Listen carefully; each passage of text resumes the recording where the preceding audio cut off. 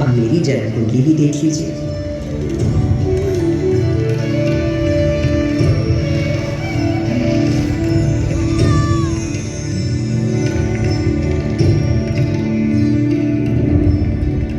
जिस सुनहरे समय में मेरा जन्म हुआ था, उस वक्त मेरे आसपास छेनी सब कवियों के शहद से सुर, उस रसधार को बहाने वाले पूरे भारत भर से अनेकों कवि थे।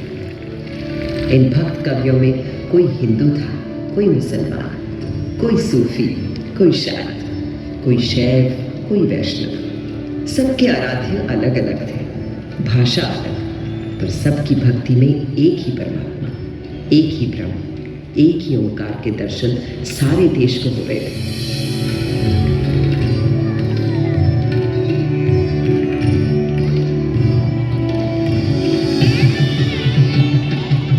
यही तो दिखता है हमारे देश के त्योहार में, जब एक ही दिन, एक ही मुहूर्त, जैसे मकर संक्रांति पर खिलाते हैं अलग अलग उत्सव रंग।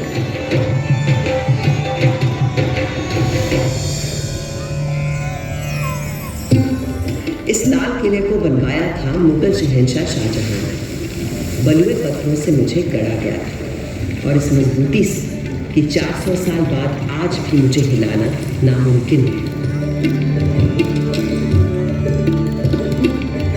देश के विचार, सिद्धांत, उसूल। असल में भारत सिर्फ एक देश नहीं है। मुझे बनाने वाले मुगल तो हिंदुस्तान में मेहमान बनकर आए थे, पर फिर यहीं के होकर रह गए। भारत ने तो हमेशा हर विश्वास, हर विचार के लोगों को अपना समझकर अपनाया है और कहा है अतिथि देवो भव। मगर उससे भी बहुत पहले भारत ने कई स्वर्णिम युग देखे थे, जैसे था हमारे युग।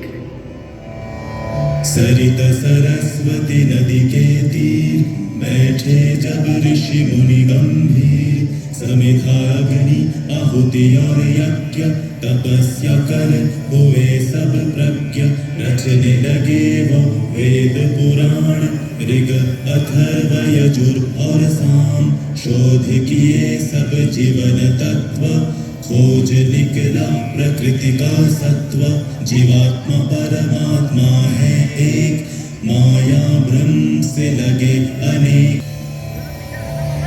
वेदों को रचने वाले इन ऋषियों ने दुनिया को जीवात्मा, आत्मा, परमात्मा के जिस एक की बात हमें सिखाई थी, उसी को श्री कृष्ण ने धर्म क्षेत्र कुरुक्षेत्र की युद्ध भूमि में अर्जुन को सुनाया था।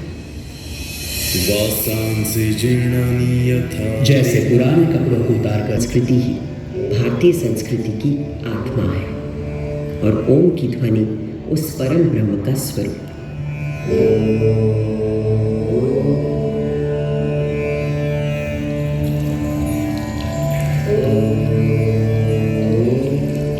आज सरस्वती भले ही आंखों से ओझल हो गई हो, पर नासा के सर्वेक्षण बताते हैं कि सरस्वती अभी तक जीवित है और अब धरती के भीतर भीतर बहती है।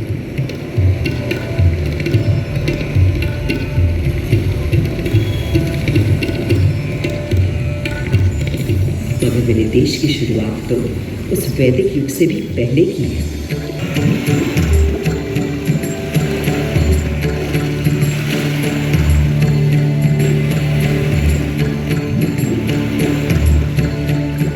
सिंधु के किनारे एक ऐसी सभ्यता उभरी, निखरी, संवरी, जो संसार ने कभी भी कहीं भी नहीं देखी थी। उस वक्त के हमारे शहर थे smart intelligent cities. This was a wonder called India. 5000 साल पहले जो बुनियाद सिंधु सरस्वती सभ्यता के समय डाली गई थी, वो आज भी हमारे भारत का आधार है। संस्कृति सिलसिला आपको संसार में कहीं भी नहीं मिलता। हमारा देश नए को अपनाते हुए भी कभी पुराने को नहीं भुला। इसीलिए तो कल का भारत आज भी जीवित है और कल भी रहेगा।